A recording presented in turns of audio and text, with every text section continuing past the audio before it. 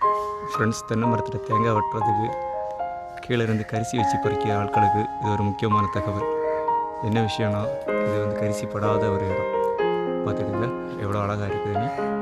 அது தெளிவாட்டும் இருக்குது. ஆனால் நம்ம கரிசி போட்டு இழுக்கும்போது என்ன பாதிப்புனா இப்படி தான்.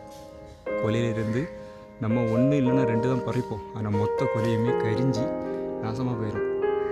ஒரு கருக்கு பறிச்சிருக்காங்க, அந்த இடத்துல மொத்த கொலையும் போயிடுச்சு. 2 கருக்கு இல்லைன்னா 3 கருக்கு பறிச்சிருப்பாங்க, ஆனால் போயிருக்கிறது 6-7 கருக்கு போயிடுச்சு.